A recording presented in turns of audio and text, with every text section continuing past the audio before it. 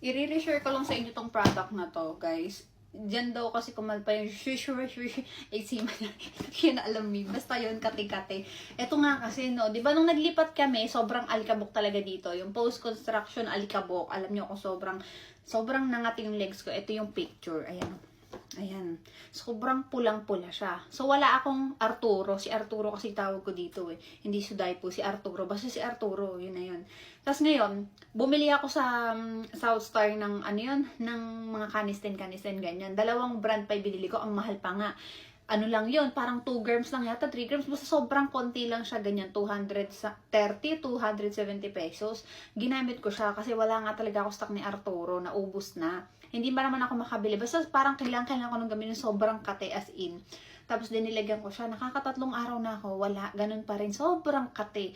Yung tendency na gusto mo na siyang butasin. Gusto mo na butasin yung balat mo. So sobrang kate para matigil lang yung kate niya.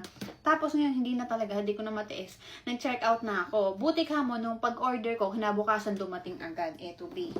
Ito yun. So kung meron kayong any kati ganyan. Try nyo. Mura lang naman to. Parang 100 something lang bili ko. 2 piraso na siya. Sobrang mura lang niya. Basta, wag nyo siyang gagamitin sa open wound. Gagamitin nyo lang siya kapag makate. Tapos, skin test nyo muna. Kasi baka mamaya hindi sa inyo hiyang. Ayan, para siyang, Chinese siya. Pero, trusted ko naman na to. Kasi ang tagal ko na to ginagamit as it. Tapos, even sa bio ko, pinatry ko sa kanya kasi may mga kati-kati siya hanggang sa yun na rin ginagamit niya. Ang dami ko na guys na try na mahal. Nabibili sa mga drugstore as in. Siguro 4 na brand na yung natatry ko. Eto, nung ginamit ko nung gabi, kinabukasan, nawala na yung kati niya. Nung hapon, kumalma na siya. And then, the next day, bali, parang puwapatak lang siya ng kulang 2 days. Ala na, as in. Ito na siya ngayon. Papakita ko. Wait lang. Ito. Ay. Ito na siya.